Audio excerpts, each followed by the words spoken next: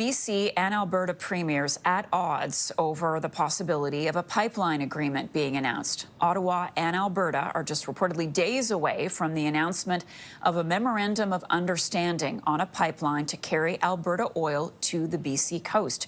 Joining me to discuss is Jason Kenney, former Alberta Premier. Hi there. Thanks so much for being with us.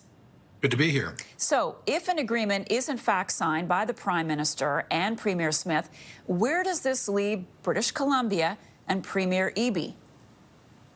Well, basically, Alberta and Ottawa appear to be negotiating a general understanding on federal policy as it relates to pipelines and tanker shipments. This is not a particular project. If and when a particular project comes forward, that would then go before the National Energy Regulator, and the government of British Columbia would be well within its rights to make submissions, raise its concerns, and ask for certain environmental issues to be addressed. But under the Canadian Constitution, it's very clear that interprovincial infrastructure, such as pipelines, are the exclusive regulatory power of the federal government. That was recently upheld unanimously by both the BC Appeal Court and the Supreme Court of Canada, which overrode an effort by David Eby when he was Attorney General to block the Trans Mountain expansion.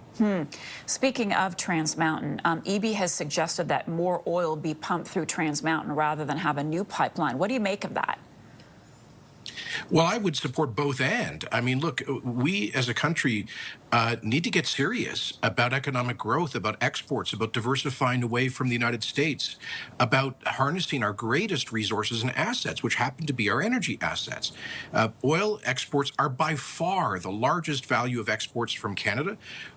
We could, he's right, that if we were to optimize the shipments on the Trans Mountain pipeline and dredge the Vancouver Harbor so that we could increase shipments safely out of that harbor, we could probably increase shipments by about 300,000 barrels a day, which is good, but it's not enough to really move the dial to greenlight major new capital investments in developing new oil sands projects. So to get that done, we probably need a million barrels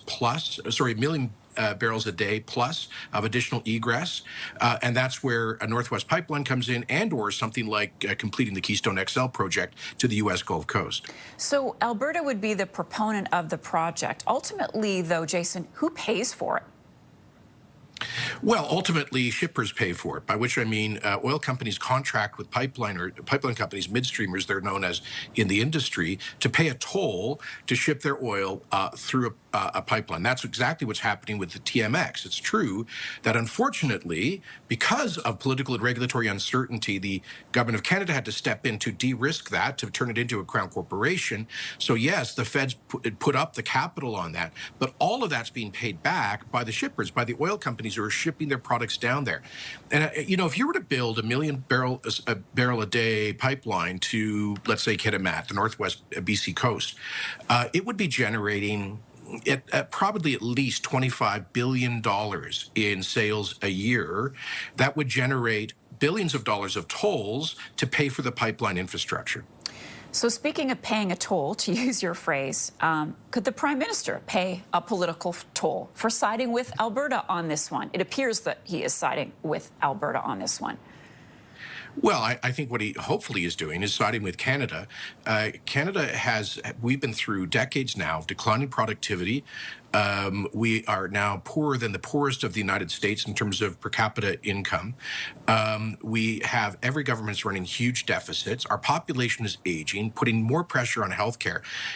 We've got to pay for this stuff somehow. And I think the Prime Minister understands that.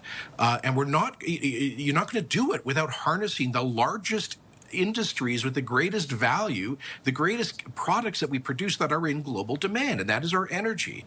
So this is, for me, it makes perfect sense.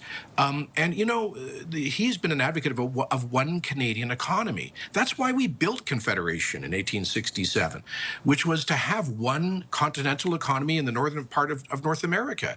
That means one province does not get to step in the way so that one small political faction, in this case the BC NDP, can block unlock nation-building, job-creating projects.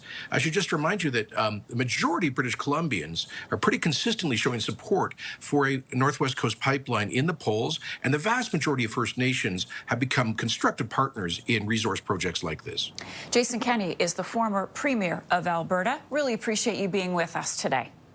Thanks for your interest in this.